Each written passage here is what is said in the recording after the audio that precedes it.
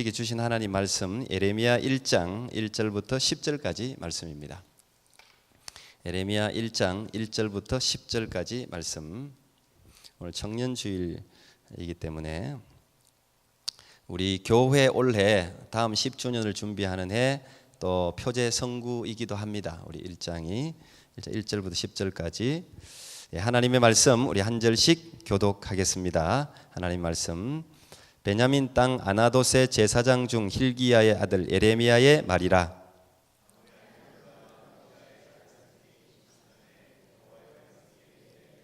요시야의 아들 유다왕 여호야김 시대부터 요시야의 아들 유다왕 시드기야의 제11년 말까지 임하니라. 이해 5월에 예루살렘이 사로잡히니라. 내가 너를 복중에 짓기 전에 너를 알았고 네가 태에서 나오기 전에 너를 구별하였고 너를 열방의 선지자로 세웠노라 하시기로.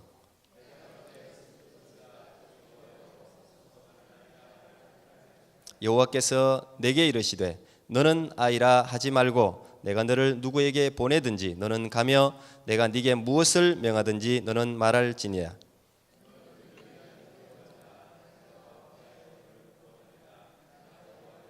여호와께서 그 손을 내밀어 내 입에 대시며 내게 이르시되 보라 내가 내 말을 네 입에 두었노라.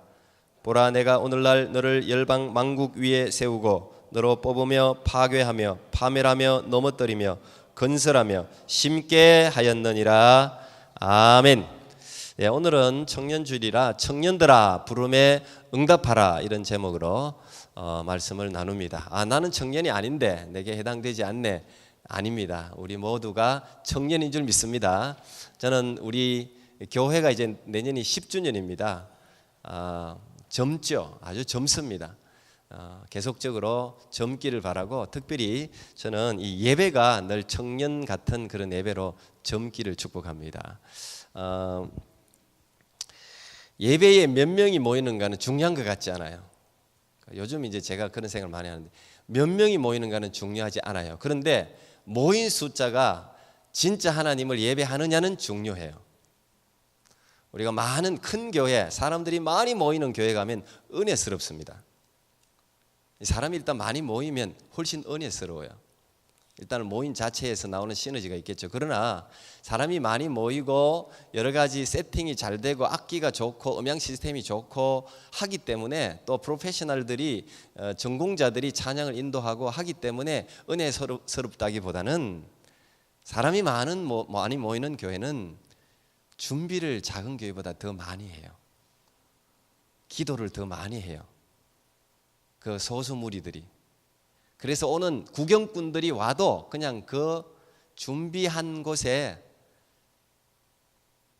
구경꾼들이 와도 그 은혜를 나누어 먹는 거예요. 그래서 은혜스럽게 느껴지는 거예요. 그런데 이 숫자가 적게 모이는 작은 교회는 그런 은혜를 만들어내기가 쉽지 않아요. 그래서 교회 규모가 작아서 더 은혜 받기가 힘들다고 이야기하는 사람이 있어요. 그런데 그렇지 않다고 저는 생각합니다. 물론 많이 모이는 교회는 사람들이 많이 오니까 더 신경 쓰이니까 또 일찍부터 토요일부터 기도하고 새벽 예배도 몇 시간 전에 나와서 준비기도 하고 연습하고 합니다. 숫자가 작다고 해서 그렇게 하지 말아서는 안 되겠죠. 우리 교회는 이제 여건이 안 되니까 여건이 안 돼서 그렇게 못하는 경향이 있지만 그러나 예배를 드리는 데 있어서는 숫자가 많으나 적으나 한 명이나 5명이나 우리 하나님의 크기는 동일한 줄 믿습니다. 하나님은 동일한 거예요. 그렇다면 그 동일한 하나님에게 걸맞는 영광은 우리 한 사람 한 사람이 드려야 된다고 저는 믿습니다. 교회에 예배 넣는 사람은 다 빼고 예배 시간에 맞춰오는 사람은 최선을 다해서 예배 드리시면 좋을 것 같아요. 세계를 움직인 모든 모임은 큰 모임이 절대 아니었습니다. 항상 작은 모임. 그러나 100% 헌신해서 하나님이 누구신지를 알고 그 하나님 앞에 맞는 예배를 드리는 사람이 모여 있을 때 1000명이 모이는데 그중에 100명이 하나님께 막 전심으로 예배하는 사람이 있어도 은혜스러운데 1000명에서 1000명이 다 예배자가 된다면 얼마나 폭발적인 역사가 있을 거예요. 그러나 10명이 모여도 10명이 다 참된 예배자가 되어서 하나님을 알고 예배한다면 1000명이 모인 교회보다 훨씬 큰 은혜가 있을 줄 믿습니다. 나는 우리 교회가 숫자에 상관없이 전원이 올인해서 예배했으면 좋겠어요. 젊은 예배로, 청년 예배로. 찬양 하나 해도 앞에 찬양팀도 마찬가지예요. 열정적으로 찬양해야 돼. 찬양팀도 온 마음을 다해서, 뭐 피아노도 마찬가지, 기타도 마찬가지, 드럼도 마찬가지. 세게 치라는 게 아니에요. 세게 치라는 게 아니고 최선을 다해서 연습해서 앞에서 찬양을 이끌잖아요. 찬양대도 마찬가지지. 얼마나 중요합니까? 이끌잖아요. 사람은 영향을 받는 존재이기 때문에 앞에서 이끌어주면 자기가 준비를 요만큼 해왔어도 이만큼 영향을 받을 수 있는 거예요. 그래서 이끄는 사람은 중요한 거예요. 최선을 다해서 찬양해야 돼. 그리고 거기에다가 여기에 앉아있는 회중들이 앞에 있는 목사같이 아니면 찬양대같이 찬양팀같이 찬양하고 예배드린다고 생각해봐요. 여기 불이 임하죠. 여기 불이 임하죠. 왜 오늘날 이 수많은 교회가 있는데 불이 안 임할까요? 불이 임할 조건이 준비가 안 됐으니 불이 안 임하죠. 저는 오는 사람들 예배를 주일 예배 한번 드리는데 정성껏 준비해서 드리십시오. 그리고 전교팀도 죄송하지만 예배 정시간에 들어오세요. 일찍이 준비해야 돼요. 일찍이. 되도록이면 예배를 정시간에 드릴 수 있도록 하나님과 약속이잖아요. 약속. 이렇게 강조하는데 주보에 뭐 예배 캠페인 뭐 하나만 민망해서 못 내요. 이런 거. 안 내는 게 낫잖아요. 차라리. 이런 거는 소용없고 어쨌든 뭐 드리는 사람은 최소한 예배를 드리는 사람은 우리가 정성껏 드립시다. 그러면 뭐 찬양대만 예배드리도 불이 임하는 거예요. 그냥 찬양대만 그냥 정성껏 예배드리면 어쨌든 온 사람들 뭐 다른 사람 생각하지 말고 우리 온 사람들만큼은 하나님에게 맞는 걸맞는 예우를 하면서 최선을 다해서 예배할 때 또 하나님을 섬길 때 거기에 하나님의 역사가 이룰 줄 믿습니다. 오늘 이 청년주일날 우리의 신앙은 풀어야 됩니다. 내가 나이가 뭐 50이 되든 100살이 되든 뭐 하나님 앞에서야 저 아래지 뭐 나이로 쳐도 그렇지 않습니까? 시간적인 산술적인 나이로 쳐도 굽혀야죠. 우리가 굽혀야지. 그리고 100살이 되든 80살이 되든 허리가 구부러지든 상관없이 예배는 청년답게 드려야 돼요. 청년답게. 청년처럼 드려야 돼요. 그 은퇴 목사님들 지난주 예배 저희 교회에서 식사하고 잠깐 섬겼는데 목사님 간 테이블에 앉아서 저보고 묻더라고요.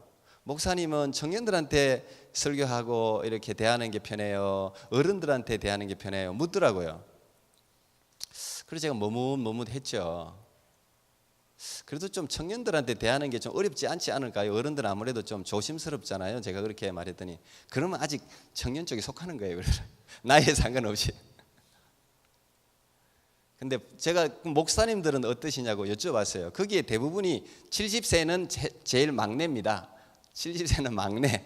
대부분 다 80 이상도 있고요. 다들 뭐 그런 분들이 56명이 계시더라고요. 이 토론토에 56명이. 그때 43명이 참석하셨는데 어떠시냐고 물어봤더니 우리야 청년이지 그러더라고요. 우리는 청년이래요. 다 똑같이 그렇게 말씀하시더라고요. 마음은 청년이래 항상. 그래서 그 좋잖아요. 내가 나이가 뭐 80이라고 해서 내가 노인이라고 생각하는 것보다는 청년이라고 생각하는 게 좋죠. 그래서 다 힘이 있고 건강하시니까 참 좋으시더라고요. 저는 우리 교회 한 분 한 분이 다 청년으로 살아가기를 축복합니다. 그리고 청년처럼 막 축구하고 뛰어다닐 수는 없어요. 인생의 경륜은 어른들처럼 이 깊은 지혜와 깊은 내면은 소유하되 이 신앙이 풀어서 청년같이 찬양을 해도 뭐 못 따라가는 찬양이도 어쨌든 예배 가운데 열심히 드려서 하나님이 여러분들을 통해서 지금도 사용하시고 역사하실 줄 믿습니다. 하나님은 시대마다 사람들을 다 세워서 하나님의 그 역사, 하나님의 계획을 이끌어 가셨잖아요. 뭐 사람이 없어서 하나님이 일을 못 하시는 건 아니죠.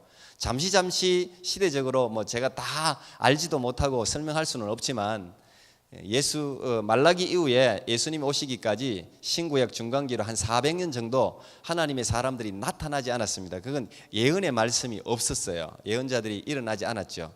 그 다음 일어난 예언자가 세례 요한인데 한 400년 정도 이렇게 암흑기는 있었어요. 시대마다 하나님의 사람을 세워서 막 그냥 세례 요한같이 외치는 음성들이 없는 시기는 있었어요. 그러나 하나님이 이 시대를 포기한 적은 한 번도 없어요. 앞으로도 그렇습니다. 예수 그리스도께서 이 땅 가운데 왕으로 재림하시는 그 순간까지는 하나님은 이 세상을 포기하지 않습니다. 세상이 악하고 세상이 뭐 죄가 많고 세상이 뭐 엉뚱한 건대로 간다고 그래서 하나님이 절대 포기하지 않습니다. 왜? 하나님은 세상을 바르게 할 정도로 전능하신 분인데요. 뭐 하나님은 언제든지 세상을 새롭게 하실 수 있는 분이신데요. 하나님의 마음은 뭡니까? 모든 사람이 구원을 받고 진리에 이르기를 원하시는 게 하나님 뜻이잖아요. 지금도 그래서 하나님은 곳곳에 하나님의 사람들을 보내잖아요. 참 신기해요. 저렇게 뛰어난 사람이 어떻게 이렇게 오지에 왔을까라고 생각되는 그런 사람들이 진짜 많아요. 야, 저런 사람들은 도시에 있어도 뭐 뉴욕 같은 데서 살아도 저 사람은 먹고 사는데 지장 없고 그냥 모든 저 사람이 가지고 있는 뭐 경력이나 또 지혜나 가지고 있는 모든 것들을 볼 때 충분히 살 사람이 아무도 눈에 띄지 않는 오지에 간단 말이에요. 그런 경우가 얼마나 많습니까? 하나님은 그런 사람을 뽑아서 사람들의 기억에도 없는 오지로 보내서 복음을 전하게 하세요. 그게 하나님이세요. 왜? 그 사람들에게, 그 사람들도 그 오지에 있는 사람, 섬지에 있는 사람, 산골에 있는 사람, 그런 모든 사람들에게도 복음이 전해져야 되고, 그래서 어떤 사람들은 뭐 저도 제가 그렇게 다녔기 때문에 가끔씩 간증했습니다만 그 몸을 파는 매춘부들만 찾아다니는 사람들이 있어요. 참 희한해요. 세상에는 하나님이 감동하는 게 참 희한해요. 가령 뭐 이런 거하고 똑같아요. 제가 이렇게 옷을 이렇게 벗어놨어요. 아, 이 옷, 그런 옷 누가 좋아해? 저런 물건 누가 가져가겠어? 그런데 희한하게 취향이 희한한 사람들이 있어갖고 그런 옷만 찾는 사람이 있고 그런 그 취향의 물건만 가져가는 사람들이 있더라고요. 참 희한해요, 세상에는. 그래서 여러 모양의 사람들이 있어가지고 다 우리 이 세상이 다 돌아가게 하나님이 만들어놨어요. 희한하게도. 그래서 필요 없는 사람은 없어요. 이 세상에 다 하나님이 필요해서 이 땅에 태어나게 하셨고 다 소용되는 곳이 있는 거예요. 우리가 그걸 소명이라 그래요. 여러분, 우리 익투스도 그 콜링에 대해서 주제를 가지고 하던데 뭐 이 사명, 소명이라는 말은 뭐 항상 들어도 가슴이 떨리는 이야기죠. 오늘도 이 예레미야가 이제 이 소명을 받는 장면 아닙니까? 이런 장면들이 성경에 많이 등장하거든요. 에스겔에도 등장하고 뭐 모세도 등장하잖아요. 하나님 부르는 장면이 나오잖아요. 베드로도 부르는 장면이 나오고 다 부르는 장면들이 나와요. 왜 그렇습니까? 부르심이 중요하기 때문에 그래요. 특히 살아계신 전능하신 하나님이 부르는 그 부름의 현장은 역사적인 현장이에요. 그건 뭐 이 세상에 뭐 대통령 부르는 거하고 비교할 수 없는 역사적인 굉장히 중요한, 특히 부르는 것보다 더 중요한 것은 응답하는 거예요. 그 하나님의 부름을 듣고 그게 하나님의 음성인 줄 알고 거기에 응답하는 거, 이건 너무너무 중요한 거죠. 그래서 성경에는 곳곳에 이런 부름에 응답하는 장면들을 많이 기록해놨어요. 중요하다는 거예요. 오늘도 이 시대에 하나님은 사람들을 부르세요. 시대마다 하나님은 사람을 불렀어요. 그리고 부름에 응답하는 사람을 하나님은 사용하셨어요. 근데 그 부름에 응답하는 사람들이 세상 사람들이 보는 눈으로 자격을 다 갖춘 사람들이냐? 그렇지 않습니다. 부족한 사람들이 많았습니다. 못 배운 사람들도 많이 있었습니다. 사람들에게 손가락질을 받는 사람들도 있었습니다. 그럼에도 불구하고 하나님의 부르심을 귀하게 여기고 거기에 응답하는 사람을 하나님은 항상 붙들고 그 사람을 통해서 하시고자 하시는 일을 완수하셨어요. 언제나 그러셨어요. 그래서 하나님의 일은 그 사람의 조건에 있는 게 아니에요. 그 사람이 내가 어떻고 그 생김새, 인격 아무 상관없어요. 물론 그 인격이나 그 성격대로 하나님이 사용하시기는 해요. 예언자들을 보면 또 성경을 보면 필체라든지 그 사람의 사명의 자리라든지 이런 게 그 사람의 성격이나 그 사람의 또 인격이나 이런 것과 상관은 있었어요. 그러나 하나님이 하시고자 하시는 데는 아무런 영향이 없어요. 하나님이 그렇게 만들기 때문이죠. 모세도 하나님이 불렀을 때 나 말 못합니다 그랬잖아요. 오늘도 예레미야도 나 말 못합니다, 난 아이입니다 그렇게 처음에 거부하지 않습니까? 자기가 생각해도 지금 예레미야가 부름 받는 이 시기는 정말 어려운 시기거든요. 여기 예레미야 1절부터 3절까지는 그 시대적인 배경을 설명해 놓고 있어요. 이게 중요하단 말이에요. 우리가 살고 있는 이 시대적인 백그라운드가 중요하단 말이에요. 소명과 관련된다는 이야기예요. 하나님이 영적인 분이시니까 뭐 이 시대 내가 살고 있는 이 자리는 상관없겠지. 아닙니다. 우리가 살고 있는 자리가 굉장히 중요하고 이 시대가 굉장히 중요한 거예요. 그래서 언제 부름 받았는지를 지금 기록해 놓고 있는 거예요. 예레미야는 요시야 왕 시대의 부름을 받았어요. 여러분들이 이 성경의 역사를 쭉 보면 이 시대가 어떤 시대인지를 알 수 있어요. 지금 예레미야가 부름 받았을 때는 북이스라엘이 망한 지 한 100년쯤 지났어요. 북이스라엘은 이미 망해버렸어요. 아수르에 의해서 완전히 처참하게 망했어요. 그리고 한 100년쯤 지났는데 이제 곧 남유다도 망할 때가 다 되어 가요. 물론 이제 여러분들이 교회를 이제 좀 다녔으면 예레미야가 예루살렘이 멸망할 때까지 살았던 예언자라는 건 알고 있어요. 왜? 예레미야 애가가 있잖아요. 바벨론이 예루살렘이 완전히 멸망한 걸 눈으로 보면서 슬프다 하면서 눈물로 기록한 예레미야 애가를 볼 때 예레미야는 남유다라는 한 나라가 망하기 바로 직전에 예언자로 부름받아서 망하는 것을 본, 어떻게 보면 불운한, 아주 어떻게 보면 참 비극적인 그런 선지자입니다. 그런데 이 선지자가 부름받을 때 시대가 어떤 시대냐? 고 요시야라는 왕은 하나님이 마지막에 남유다가 멸망하기 바로 직전에 한번 남유다를 개혁하고 새롭게 이들을 돌아오게 하기 위해서 마지막으로 하나님의 사람으로 딱 세운 사람이에요. 그래서 요시야는 그 전에도 그 이후에도 없던 엄청난 말씀 그대로 개혁을 한 사람이에요. 유월절도 그대로 지키고. 요시야가 8살 때 요 작은 어린아이가 왕이 됐거든요. 그리고 요시야 왕이 이 성전에서 율법책을 발견한단 말이에요. 그리고 율법책을 발견하고는 그걸 읽고는 눈물을 주룩주룩 흘리면서 이 말씀이 여기 있었는데 우리가 이 말씀대로 못 살았구나 회개하면서 말씀대로 지켜요. 그대로 지켜요. 요시야가 종교개혁을 해요. 그런데 결과는 어떻게 됐어요? 실패합니다. 요시야 왕도 애굽의 그 머깃도에서 전쟁하다가 전사합니다. 그리고는 끝나는 거예요. 그 다음부터는 여기 이야기한 뭐 여호야긴이라든지 시드기야는 이제 마지막 왕이잖아요. 그 잠깐 요시야가 종교개혁할 때 예레미야가 부름받아 갖고 거기에 힘을 보탠 거예요. 맞단 말이야, 저 종교개혁. 그런데 사람들은 안 들었어요. 왜 그런지 아세요? 요시야 왕 아버지 이름이 여기 나옵니다. 여기에 2절에 보면 아몬의 아들. 이 아몬이 2년, 자기 아버지는 2년 왕하다가 다른 사람의 손에 의해서 암살당해요. 근데 이 아몬의 아버지가 유명한 왕입니다. 이 유명한 건요 2가지가 있어요. 나쁜 걸로 유명한 게 있고 좋은 걸로 유명한 게 있어요. 근데 므낫세는, 그 아몬의 아버지 므낫세는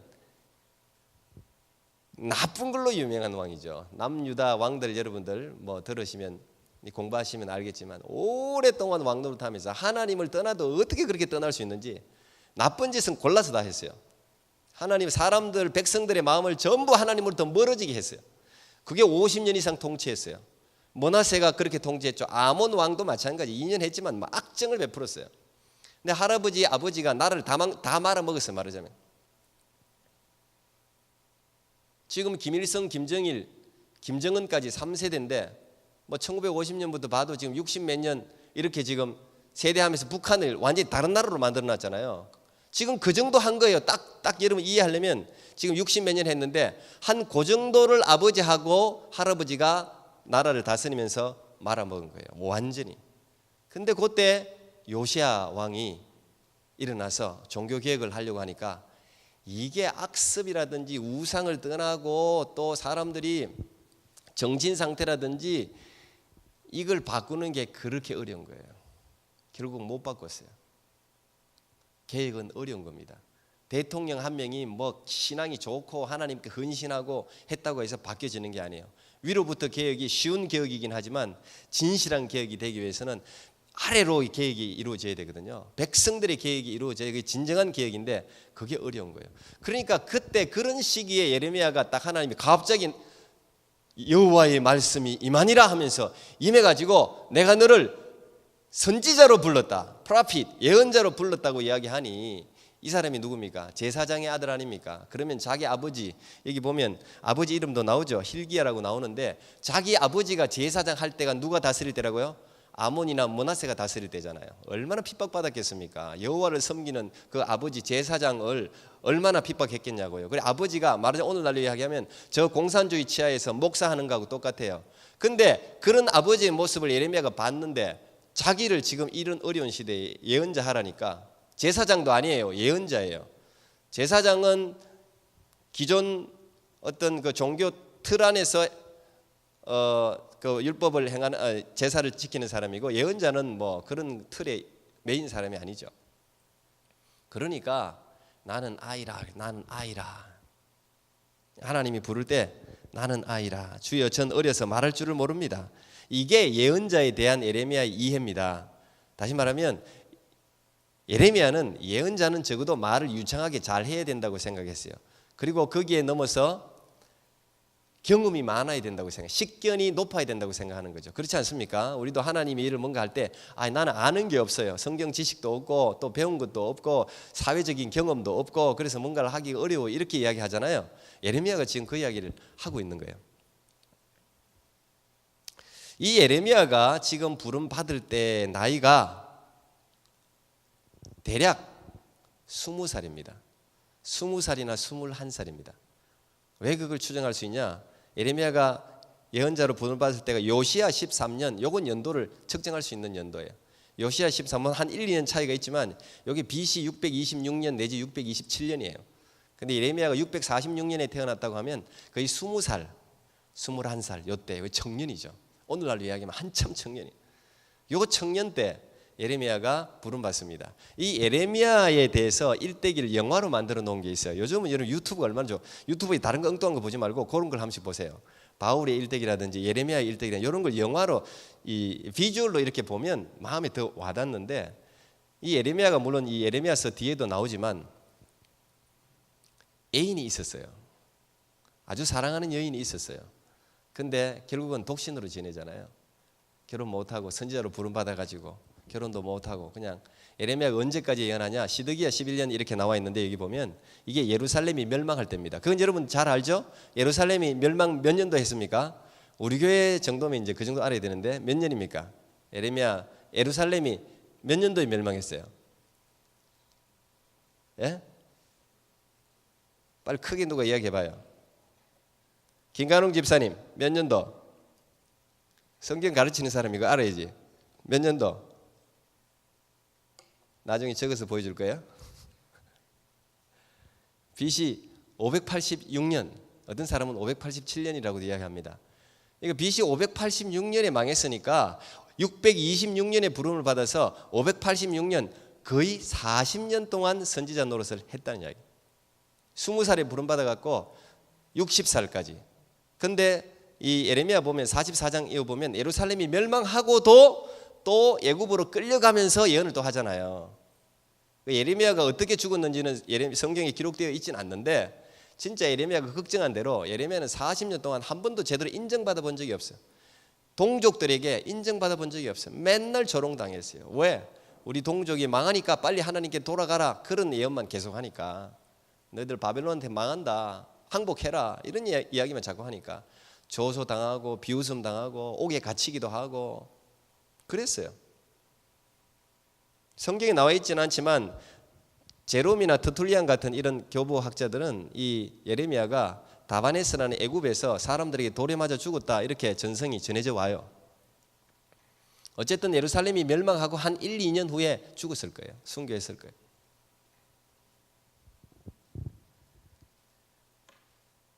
오늘 예레미야가 나는 아이기 때문에 말할 줄을 모릅니다라고 했을 때 하나님이 하신 대답이 참 놀랍습니다. 오늘 우리 모두에게 하시는 하나님의 음성인 줄 믿습니다. 하나님이 이렇게 이야기합니다.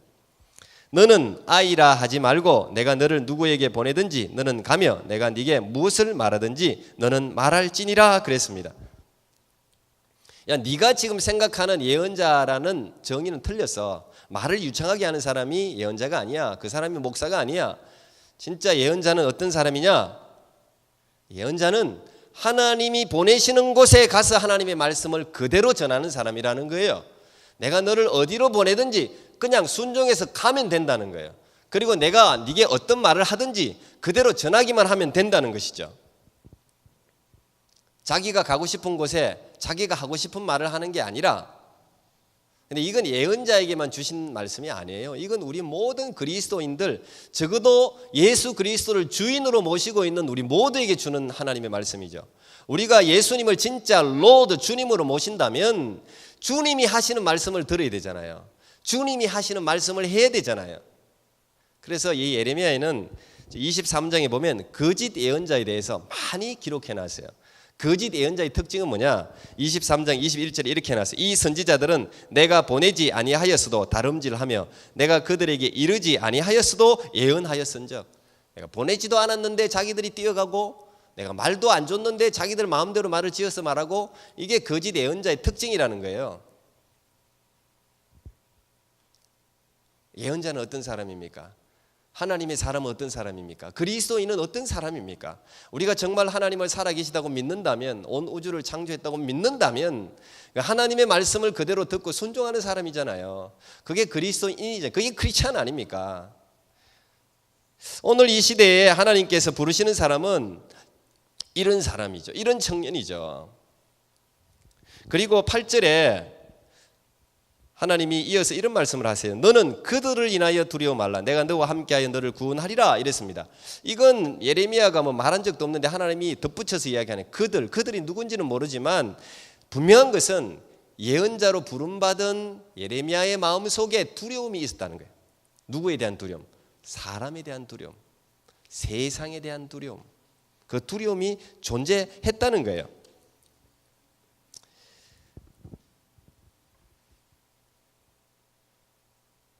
하나님의 부름을 받은 모든 사람들은 이런 두려움이 있는 것 같습니다. 요즘으로 이야기하면 언론에 대한 두려움, 매스컴에 대한 두려움, SNS에 대한 두려움, 소문에 대한 두려움. 우리는 여기에 너무 귀를 기울이는 것 같아요. 우리가 하나님의 말씀에 귀를 기울이지 않으면 세상에 귀를 기울이게 되어 있어요. 반드시.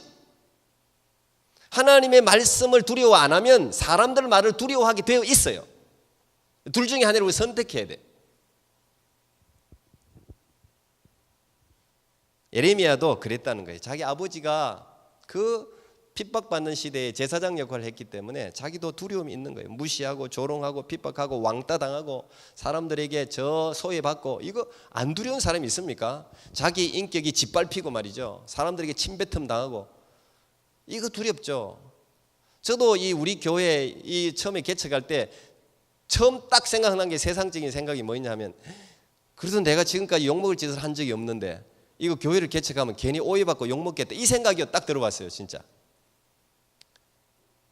한국에서 그래도 내 목회가 굉장히 깨끗하고 그래도 동료들이나 모든 사람이 욕먹을 짓을 한 번도 한 적이 없는데, 괜히 이거는 하나님의 명령이라고 하지만 욕먹을 수 있잖아요. 지금까지도 그렇게 이야기하는 사람들이 많더만요.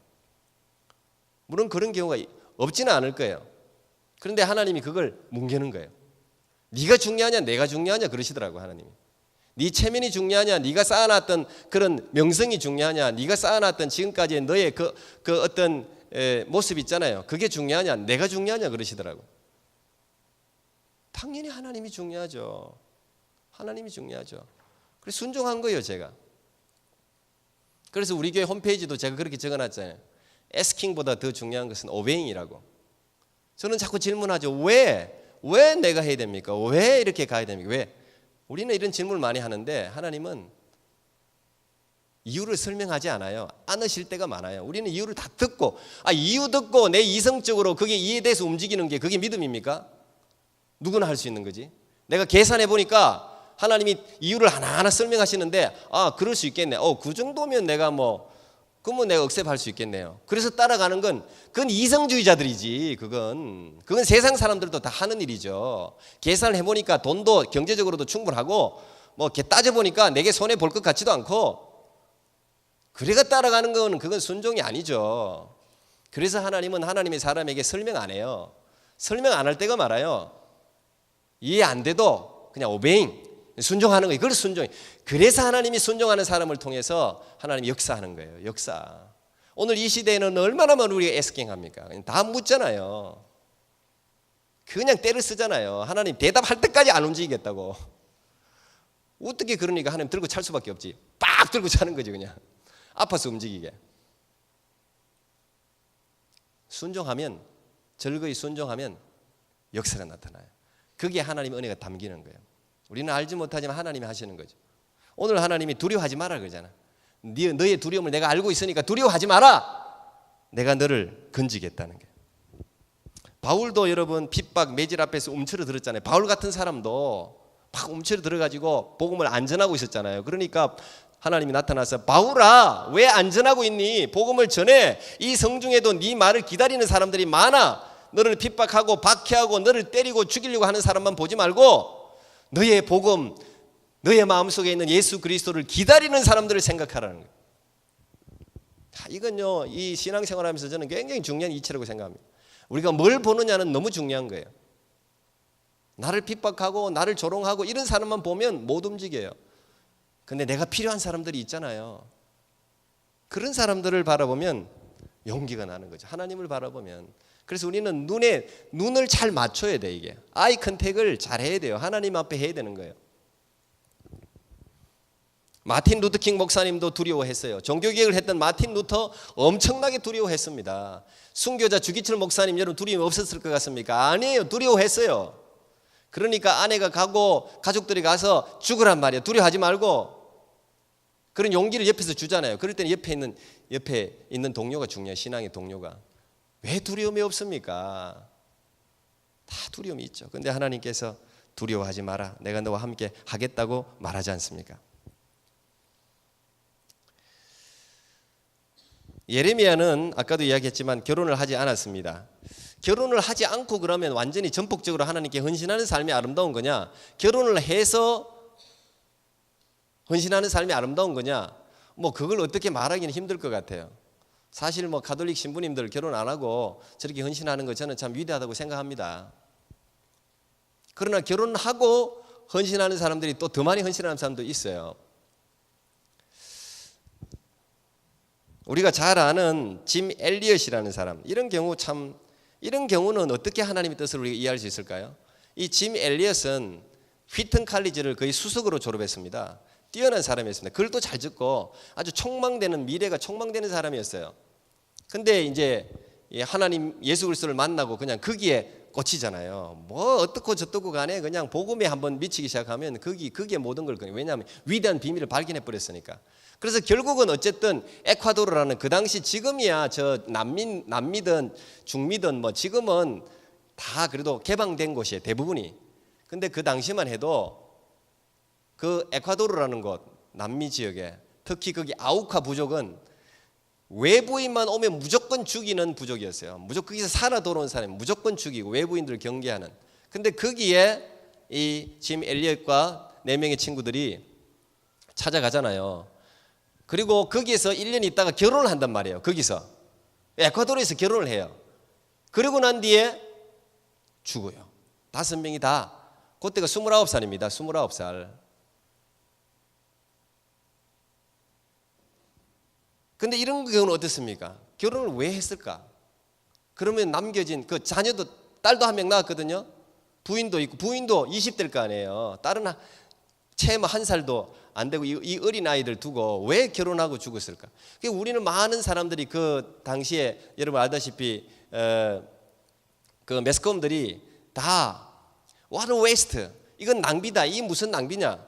이거 아주 불필요한 낭비라고 막 이렇게 비난을 많이 했잖아요. 그래서 이 짐 엘리엇의 부인 엘리자베스 엘리엇과 인터뷰할 때도 당신 남편 진짜 촉망받는 젊은이였는데 진짜 장래를 위해서 우리나라에 필요한 젊은이였는데 이렇게 아무도 알아주지 않는 곳에 가서 죽다니 이게 얼마나 낭비냐 이렇게 했을 때 엘리자베스 그 엘리엇이 한 말을 여러분 알지 않습니까? 왜 내 남편의 죽음을 낭비라고 하냐? 아니다. 내 남편은 이 나를 위해서 평생 준비했다는 거예요. 그 증거가 일기장 아닙니까? 그래서 그 일기장을 묶어서 낸 게 전능자의 그늘이라는 책입니다. 조금 이렇게 두꺼운데 일기를 다 묶어서 냈어요. 근데 그 일기를 보면 이 짐 엘리엇이 진짜 저도 이제 그 책 읽으면서 참 제 자신을 많이 돌아봤는데 저도 그런 생각을 많이 했거든요. 사실 20대 이럴 때는. 근데 아직 제가 그릇이 안 돼갖고 하나님이 데려가시지는 않는데 이렇게 오래 살고 있어요. 저 사람에 비하면. 29살 들었죠. 저는 제가 33살 되기 전에 뭔 세상이 뭐 어떻게 될 줄 알았어요. 안 되더라고. 이렇게 평범한 사람인 거죠. 그러니까. 근데 이분이 적어놓은 20대 때 적어놓은 글들을 보면 이분이 순교를 준비했다는 사실을 알게 돼요. 그 중에 뭐 대표적인 여러분 잘 아는 글을 제가 하나 읽어드리면 이게 22살, 21살에 적은 글입니다. 주님, 성공하게 하소서. 높은 자리에 오르고 싶다는 뜻이 아니라 제 삶이 하나님을 아는 가치를 드러내는 전시품이 되게 하소서. 하나님 마른 막대기 같은 제 삶에 불을 붙이사 주님을 위해 완전히 소멸하게 하소서. 나의 하나님, 제 삶은 주의 것이오니 다 태워주소서. 저는 오래 사는 것을 원치 않습니다. 다만 주 예수님처럼 꽉 찬 삶을 살기 원합니다. 이게 1948년 일기장, 21살, 2살 때, 22살.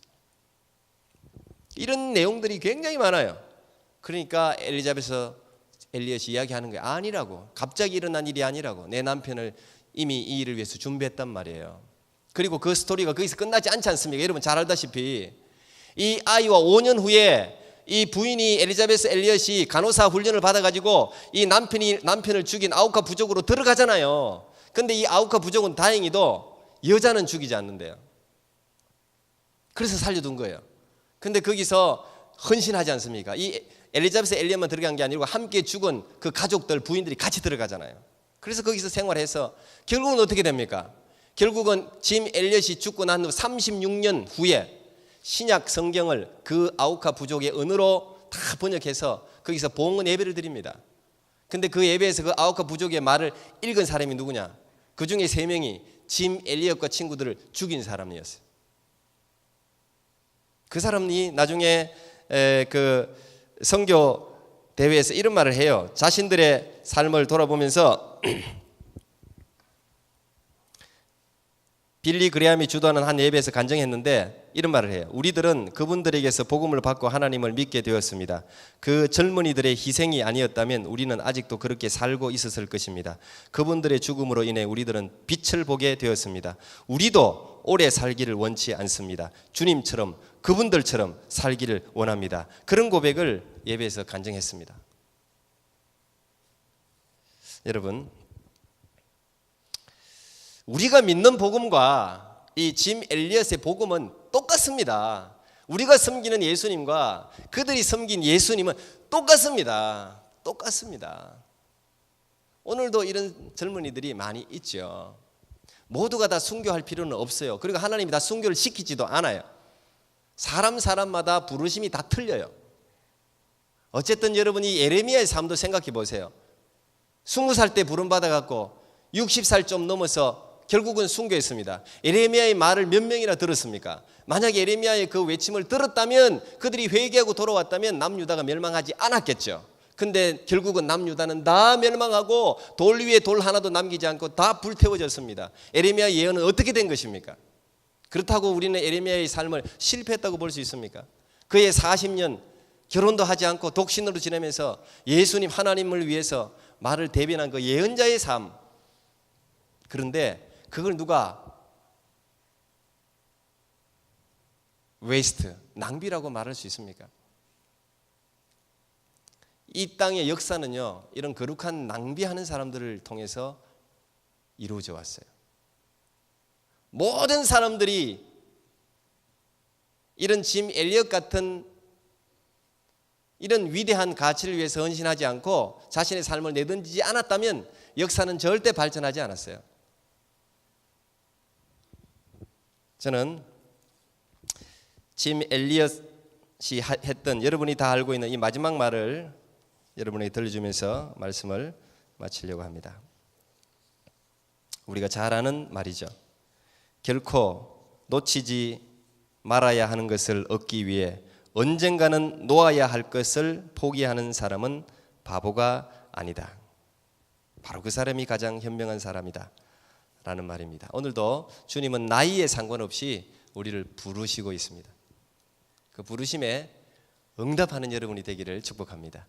하나님이 여러분을 붙들고 사용하시면 하나님이 계획하신 일이 우리의 이 부족한 인생을 통해서도 반드시 이루어질 줄 믿습니다. 아멘. 기도하겠습니다. 주님 감사합니다. 오늘 이 청년주일 예레미야를 통해서 말씀하시니 감사합니다. 청년들아 부름에 응답하라는 제목으로 말씀을 들었습니다. 하나님, 우리를 다 불러주셔서 감사합니다. 위대하신 살아계신 하나님, 그 하나님을 위해서 하나님, 우리가 가지고 있는 이 작은 것을 즐거운 마음으로 내어드릴 수 있는 우리가 되게 하시고, 예수님 안에 있는 그 놀라운 은혜와 보배와 즐거움을 우리 모든 성도들이 누리게 해 주시옵소서. 감사하며 예수님 이름으로 기도합니다. 아멘.